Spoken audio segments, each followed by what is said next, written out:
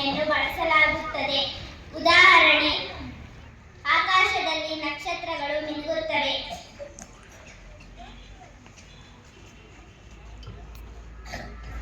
ವಿರಾಮ ಚಿಹ್ನೆ: ಸಂಬೋಧನೆಯ ನಂತರ ಈ ಚಿಹ್ನೆಯನ್ನು ಬಳಸಲಾಗುತ್ತದೆ. ಉದಾಹರಣೆ: ಮಾನ್ಯರೇ, ಪತ್ರವನ್ನು ತೆಗೆದುಕೊಳ್ಳಿ. ಅರ್ಧ ವಿರಾಮದ ಮುಂದುವರಿಕೆಯಲ್ಲಿ ಬಳಸುವುದು.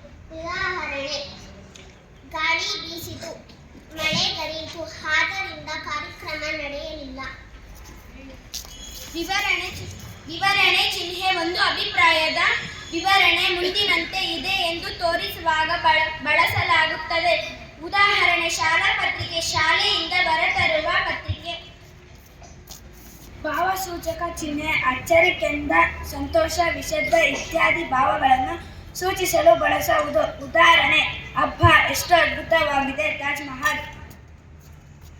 ಉದ್ಧರಣ ಚಿಹ್ನೆ ಹೇಳಿಕೆ ಮಾತುಗಳನ್ನು ಗುರುತಿಸಲು ಈ ಚಿಹ್ನೆಯನ್ನು ಬಳಸುತ್ತಾರೆ. ಉದಾಹರಣೆ: ಈ ವೀರರನ್ನು ನೀವು ನಿಮ್ಮ ದೊರೆಯನ್ನಾಗಿ ಮಾಡಿಕೊಳ್ಳಿ. ಪ್ರಶ್ನಾರ್ಥಕ ಚಿಹ್ನೆ ಪ್ರಶ್ನೆಯನ್ನು ಸೂಚಿಸಲು ಬಳಸುವುದು. ಉದಾಹರಣೆ: ನಿನ್ನ ಹೆಸರು ಏನು, ನಿನ್ನ ಊರು ಯಾವುದು. ಆವರಣ ಚಿಹ್ನೆ ಪರ್ಯಾಯ ಅಥವಾ ಹೆಚ್ಚಿನ ವಿವರವನ್ನು ತಿಳಿಸುವಾಗ ಬಳಸುವುದು. ಉದಾಹರಣೆ: ಎಲ್ಲರೂ ಪಕ್ಷಿಗಳನ್ನು ನೋಡಲು ತೆರಳಿದರು.